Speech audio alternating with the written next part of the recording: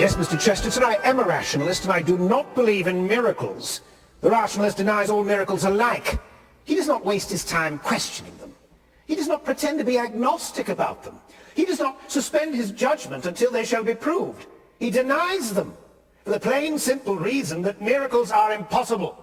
Miracles do not occur. The universe is governed by laws. Mr. Blachford, we cannot call a thing impossible because the world is governed by laws, unless we know what laws.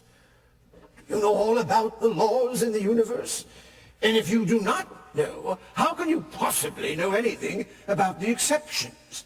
For obviously, the mere fact that a thing happens seldom, and under odd circumstances, and with no explanation within our knowledge, is no proof that it is against natural law. That would apply to the Siamese twins, or to a new comet, perhaps, or to a politician telling the truth. Many of your so-called miracles have been exposed as fraudulent. They are simply tricks and are easily reproduced by conjurers and magicians and swindling mediums. That is not an argument at all, sir, good or bad. A false ghost disproves the reality of ghosts exactly as a forged banknote disproves the reality of the Bank of England. If anything, it proves its existence. Yes, but there remains the philosophical case against miracles. The philosophical case against miracles is easily dealt with. There is no philosophical case against miracles. There are such things as the laws of nature, rationally speaking. What everybody knows is this only. We know that there is repetition in nature. We know that pumpkins produce pumpkins. What nobody knows is why they should not produce elephants and giraffes. The question of miracles is merely this.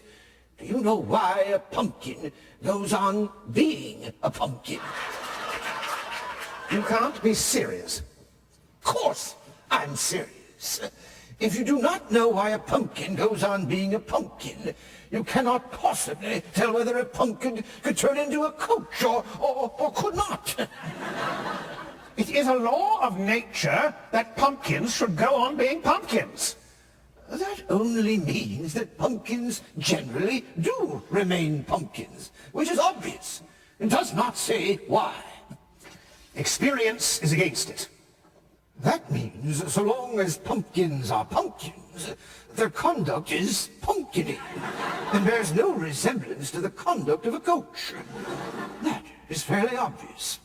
What Christianity says is merely this, that this repetition in nature has its origin not in a thing resembling a law, but in a thing resembling a will, that the world and its repetition came by will.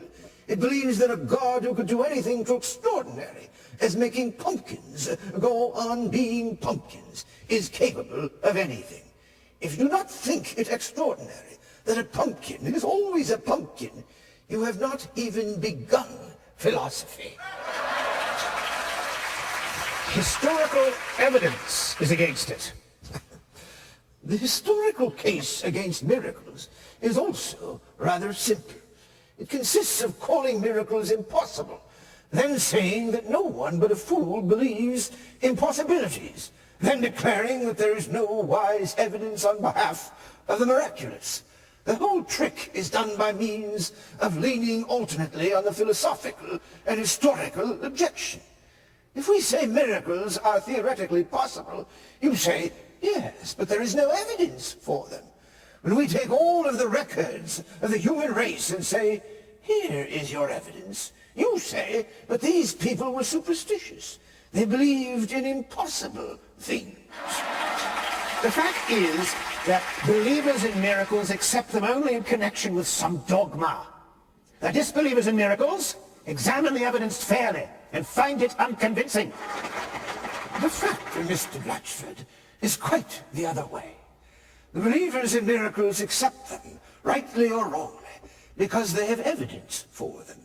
The disbelievers in miracles deny them, rightly or wrongly, because they have a doctrine against them. The open, obvious, democratic thing is to believe an old apple woman when she bears testimony to a miracle. Just as you believe an old apple woman when she bears testimony to a murder.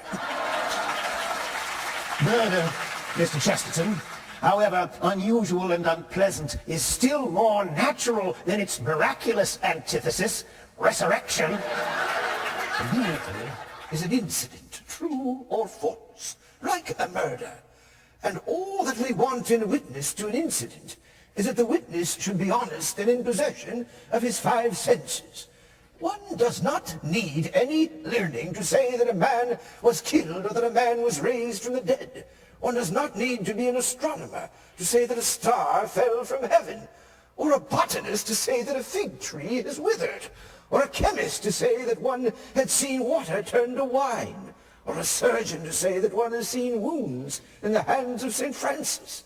On such points, an ordinary man is either a liar or he is a madman. Or perhaps he is telling the truth. There is no possibility of being an expert witness, and it is undemocratic to refuse popular evidence on such points. It is like refusing to believe that anyone but a judge in wig and gown could really have been a witness to a burglary. Even so, I rather doubt that any of your evidence for miracles would stand up in a court of law. I think it would be very difficult to convince a modern judge in an English court of the truth of the resurrection. Not difficult, Mr. Blachford. Impossible. But it does not seem to occur to you that we Christians have not such an extravagant reverence for English judges as you do. The experiences of the founder of Christianity have perhaps left us in a vague doubt of the infallibility of courts of law. Then, if you will not accept the impartial judgment of the courts, consider then the partial judgment of other religions. The fact is, the Christian denies the miracles of the Muslim, and the Muslim denies the miracles of the Christian. Mr. Blachford, you are quite wrong in supposing that the Christian and the Muslim deny each other's miracles. No religion that thinks itself true bothers about the miracles of another religion. It denies the doctrines of that religion. It denies its morals. But it never thinks it's worthwhile to deny its signs and wonders. And why not? Because these things have always been thought possible. Because the general existence of a world of spirits and of strange mental powers is a part of the common sense of all mankind. The Pharisees did not dispute the miracles of Christ. They said that they were worked by devilry. The Roman world did not deny the possibility that Christ was a god. It was far too enlightened for that. What matters about a religion is not whether it can work marvels like any ragged Indian conjurer, but whether it has a true philosophy of the universe. The Romans, as I say, were quite willing to admit that Christ was a god. What they denied was that he was the God, the highest truth of the cosmos. And this is the only point worth discussing about Christianity. Mr. Chesterton, despite your facile answers and your utter credulity over miracles, I am quite certain that you could not perform a miracle. Well, you've done it. You have revealed to the public the little known and carefully concealed fact that I cannot work miracles. It has been discovered that I cannot move Westminster Abbey from London to Paris, nor can I levitate, which in my case would probably even be more miraculous. However, it affects the question of whether miracles can happen about as much as the fact that I cannot tame lions affects the question of whether they have ever been tamed. A miracle is, by hypothesis, a marvel.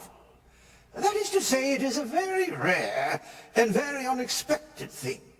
If it could be done by anybody at any moment, it no longer meets the definition of being a miracle.